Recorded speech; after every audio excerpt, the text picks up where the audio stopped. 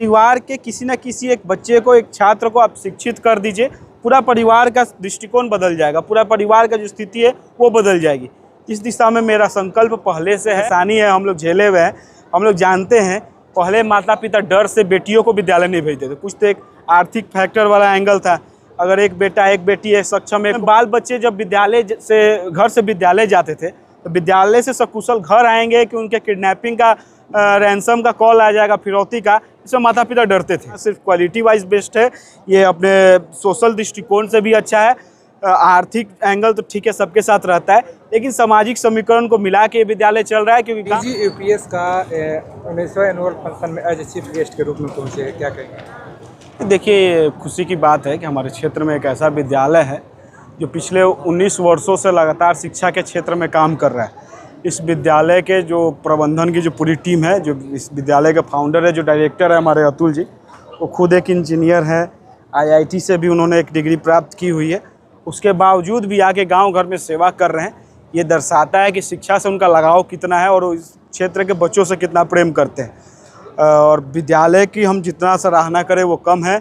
यहाँ के बच्चे लगातार लगभग 19 वर्षों से इस विद्यालय में बच्चे आ रहे हैं, जा रहे हैं, और कई एक बच्चे यहाँ से निकल के कई एक उच्च स्थानों पर भी कार्यरत हैं, मेहनत कर रहे हैं। ये दर्शाता है कि विद्यालय पूरा ईमानदारी के साथ काम कर रहा है। क्योंकि अगर आपके मन में छल कपट होगा, साल 2 साल में वो एक्सपोज हो जाता है। लेकिन 19 वर्षों से इस क्षेत्र में, अब तो व्यवस्था सुधर गया है, पहले व्यवस्था भी ऐसी फेवरेबल नहीं थी। विपरीत परिस्थितियों में ये लोग काम करते हुए 19 वर्षों से संघर्ष कर रहे हैं। ये काबिले तारीफ़ है, इनकी जितनी सराहना की जाए वो कम है। मैं अपने स्तर पर पूरे विद्यालय प्रबंधन को धन्यवाद देता हूं, बधाई देता हूं, और ये वादा भी करता हूं कि इस विद्यालय के उत्थान में, इस विद्यालय के आगे बढ़ने में जो भी जरूरत होगा उसके लिए हम लोग पर्सनली इनके साथ हमेशा खड़े रहेंगे। इस स्कूल से देखा जाए तो बहुत सारे जो छात्र हैं, छात्रा है, उड़ान भी भरे हैं, और यहाँ कार्यक्रम का थीम भी उड़ान लिखा है। जी। ये पूर्ण रूप से जो ये एनुअल फंक्शन का जो कार्यक्रम है, जिसको उड़ान नाम दिया गया, ये दर्शा रहा है कि यहाँ के बच्चों का जो सपना है वो उड़ान भरता है। वो लोग मेहनत करते हैं उस दिशा में, और बेसिक फाउंडेशन जो है वो विद्यालय तैयार करके बच्चों को देता है। ये बहुत ही खुशी की बात है, और हम प्रार्थना ही नहीं करेंगे, सहयोग भी करेंगे विद्यालय परिवार को, कि विद्यालय परिवार ऐसे ही निरंतर ये सेवा का कार्य इस क्षेत्र में करता रहे, और हर तरह का सहयोग इस विद्यालय परिवार के साथ मेरा रहेगा। आपके द्वारा मंच खुले मन से ये भी कहा गया कि जो समाज के अंतिम पैदान है, जहाँ पे शिक्षा नहीं मिल रहा है, वहाँ पे भी शिक्षा के अलग जगाने के लिए जी, पूर्ण रूप से किसी भी परिवार को आप सही मायने में कुछ मदद करना चाहते हैं तो उस परिवार के किसी न किसी एक बच्चे को, एक छात्र को आप शिक्षित कर दीजिए, पूरा परिवार का दृष्टिकोण बदल जाएगा, पूरा परिवार का जो स्थिति है वो बदल जाएगी। इस दिशा में मेरा संकल्प पहले से है, और विद्यालय क्या मतलब हर एक आखिरी जो पैदान पर खड़े लोग हैं उस परिवार में शिक्षा का अलग जगाने का संकल्प हम लिए हुए हैं। इसके लिए जो भी करना पड़ेगा उसको धरातल पे हम लोग करेंगे। छात्रों के साथ साथ छात्राओं को भी आपके द्वारा मोटिवेट किया गया जी, ज़रूरत है। ये इस क्षेत्र की बेसिक समस्या है, परेशानी है, हम लोग झेले हुए हैं, हम लोग जानते हैं। पहले माता पिता डर से बेटियों को विद्यालय नहीं भेजते थे, कुछ तो एक आर्थिक फैक्टर वाला एंगल था। अगर एक बेटा एक बेटी है सक्षम है, एक को पढ़ाने में, तो बेटा को ही लोग पढ़ाते थे। लेकिन आज के डेट में माननीय नीतीश जी के नेतृत्व में जो हमारी सरकार चल रही थी, बच्चियों के लिए बहुत कुछ किया है। एक जो डर था पहले माता पिता को, बच्चियाँ सुरक्षित नहीं थी। जो माहौल था, सामाजिक माहौल था, 2005 से पहले वाला दौर था, उसमें बाल बच्चे जब घर से विद्यालय जाते थे तो विद्यालय से सकुशल घर आएंगे कि उनके किडनैपिंग का रैंसम का कॉल आ जाएगा, फिरौती का, इसमें माता पिता डरते थे। लेकिन आज परिस्थितियाँ बदल चुकी हैं। माता पिता को हम विश्वास दिला देना चाहते हैं कि आपके बच्चों की जिम्मेदारी हमारी है।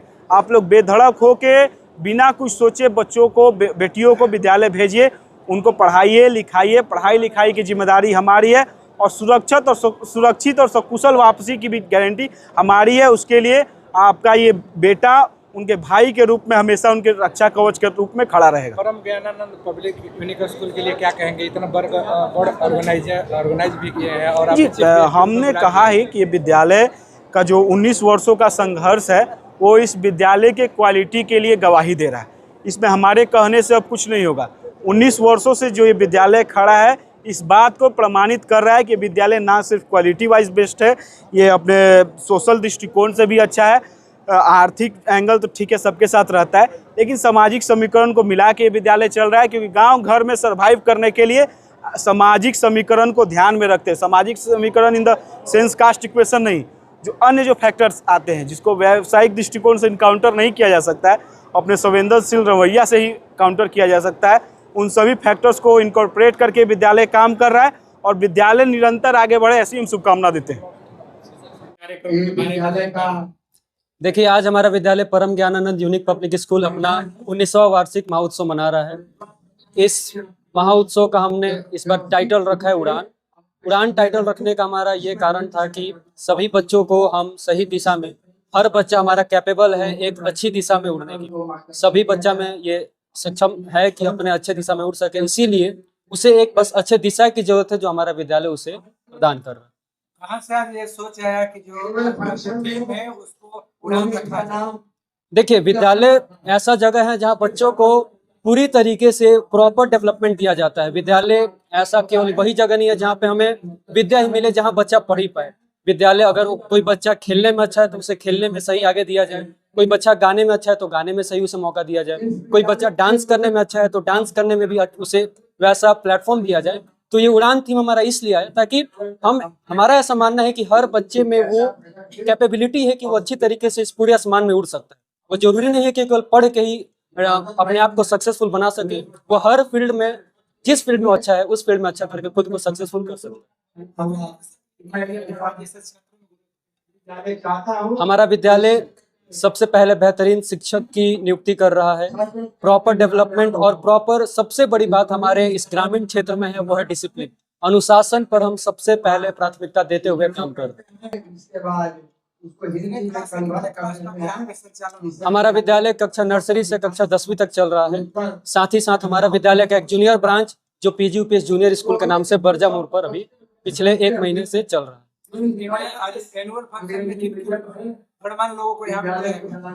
देखिए, हमारे एनुअल फंक्शन में अगल बगल के जितने भी विशिष्ट अधिकारी थे उनको बुलाया गया था। हमारे चीफ गेस्ट जो थे आनंद मिश्रा से, जो किसी कारणवश अभी चौसा में कोई कॉन्फ्लिक्ट हुआ था, उस कारणवश यहाँ नहीं पहुंच पाए। और हमारे ये स्थानीय विधायक श्री राकेश ओझा जी थे जो आरा किसी एक इम्पोर्टेंट मीटिंग के चलते हमारे तक नहीं आ पाए, कुछ ही देर में वो यहाँ आए। कार्यक्रम में संबंधित बच्चों जी, हमारा ऐसा मानना है कि लोगों का मानना है कि क्रिकेट मतलब केवल बच्चों का गेम है, क्रिकेट मतलब केवल धोनी, सचिन, विराट कोहली, रोहित शर्मा, लेकिन हमारी महिलाएं भी अभी क्रिकेट फील्ड में बहुत अच्छा नाम कर रही हैं। तो हम ये बच्चियों के द्वारा ये लोगों को समाज में बताया हमने कि बच्चियां भी खेलने में उतनी ही बेहतर हो सकती है जितने हमारे बच्चे हो सकते हैं। बच्चियां केवल पढ़ने और गाने के लिए नहीं बनी है, बच्चियां खेलने के लिए बनी है, जो खेल कर भी अपना नाम रोशन कर सकती है। एनुअल फंक्शन में सांस्कृतिक कार्यक्रम भी रखा जाता है, इसका किस तरह से? जी, एनुअल फंक्शंस के सांस्कृतिक कार्यक्रम के साथ साथ आपने देखा कि हमने यहाँ साइंस एग्जीबिशन का भी आयोजन कर रखा है, जिसमें बच्चों ने साइंस, ज्योग्राफी, अन्य फील्डों में मिलकर प्रोजेक्ट्स बनाए हैं और साइंस का भी यहाँ पे अपना उन्होंने प्रॉपर पूरी तरीके से एग्जीबिशन दिखाया।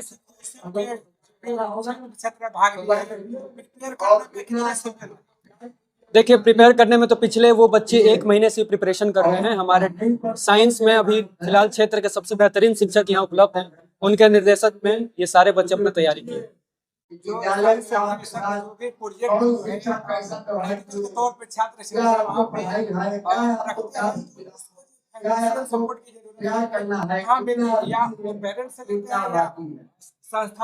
देखिए, ये मिलकर किया जाता है। कुछ ऐसे चीजें हैं जो रॉ मटेरियल्स इजीली अवेलेबल हो जाते हैं, कुछ वेस्ट मटेरियल्स होते हैं उनका यूज किया जाता है, और कुछ फाइनेंशियल हेल्प जो स्कूल कर सकता है वो स्कूल करता है। लगभग जितना भी हमारा प्रोजेक्ट बना है उसमें 40-50% वेस्ट मटेरियल का यूज किया गया। जी, नामांकन शुरू हो चुका है और दोनों ब्रांच का नामांकन शुरू हो चुका है, और आज जो हमारा नामांकन था वो नामांकन शुल्क एकदम 0 था और एडमिशन अभी चल रहा है। लास्ट डेट अभी 15 अप्रैल तक एडमिशन चलेगा। जी, हम अभी नए शुरू कर रहे हैं, पहले से ही करते आ रहे हैं कि किसी भी बच्चे के लिए 1 सप्ताह यहाँ आए, विद्यालय का वातावरण समझे, विद्यालय का पढ़ाई समझे, विद्यालय का तरीका समझे। 1 हफ्ता पढ़ने के बाद अगर गार्जियन और विद्यार्थी संतुष्ट है तो अपना नामांकन करा सकते हैं। जी, जैसा कि आप सभी जानते हैं कि 19 वर्षों से हमारा विद्यालय चल रहा है। पिछले 15-16 सालों से 10th का एग्जाम स्कूल दिला रहा है। विद्यालय के बच्चे हर फील्ड में आज आगे बढ़ चुके हैं। खासकर मैं ये बताना चाहता हूं कि यहाँ से सबसे अधिक किसी फील्ड में अगर बच्चे गए तो वो इंजीनियरिंग है, वो IIT है। डिफेंस जानते हैं कि हमारा जो समाज है डिफेंस को लेकर कितना प्रेरित है, तो डिफेंस में भी बहुत अधिक बच्चे यहाँ से गए। पढ़ने के लिए जो छात्र छात्राएं हैं जो नए यहाँ में आएंगे, कैसा वातावरण? देखिए, मैं आपको बताना चाहता हूँ कि एकदम आपको मैं अश्योर करना चाहता हूँ कि हमारा सबसे पहला प्राथमिकता है पढ़ाई और डिसिप्लिन। अगर बच्चा अनुशासन में है, बच्चा आपकी बातें सुन रहा है, बच्चे गार्जियन की आदर कर रहा है, तो बच्चा किसी को भी, वो एक बच्चे का जो शरीर होता है वो एक क्ले होता है, उसको जिस ढांचे में आप डाल सकते हैं उस ढांचे में वो ढल सकता है। तो हमारा पहला प्राथमिकता है कि उसको अनुशासित बनाए और वो जिस क्षेत्र में आगे बढ़ना चाहता है उस क्षेत्र में हम उसे प्रेरित करें। बच्चों का जो खान पान है उसको लेकर के बहुत सारी समस्याएं आ रही हैं। आप लोग विद्यालय में क्या ऐसी चीज का बताते हैं जिससे बच्चे अच्छी जो है भोजन ले सके, जिनसे आने वाला जो उनका भविष्य उज्जवल हो?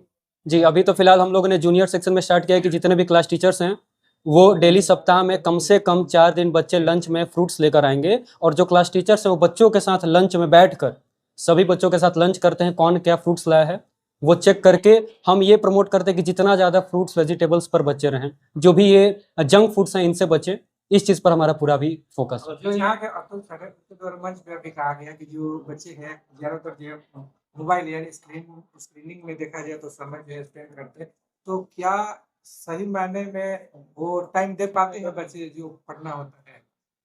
जी देखिए, हम लोग ये नहीं कहते हैं कि ऑनलाइन स्टडी खराब है, लेकिन अभी जिस एज में जो हमारे बच्चे पढ़ रहे हैं उस एज में मोबाइल में डिस्ट्रैक्शंस बहुत ज़्यादा हैं। ऑनलाइन स्टडी पे बच्चे अभी उतना ज़्यादा फोकस नहीं कर पा रहे हैं। हमारा कहना है कि अगर स्कूल से पढ़ाई पर्याप्त नहीं हो पा रही है, देखिए सबसे बड़ा फ़ायदा जिसे कहा जाएगा ऑनलाइन या ऑफलाइन स्टडी का, कि किसी भी शिक्षक के लिए उस विद्यार्थी की पहचान सबसे ज़्यादा जरूरत है। वो विद्यार्थी किस सब्जेक्ट में कितना अच्छा है वो एक ऑफलाइन ही टीचर बता सकता है। अगर अभी तक कम से कम 12th तक के बच्चों के लिए ऑफलाइन स्टडी पर फोकस करना चाहिए। जी, मेरा नाम अभिषेक सिंह हुआ, मैं इस विद्यालय का प्रधानाचार्य।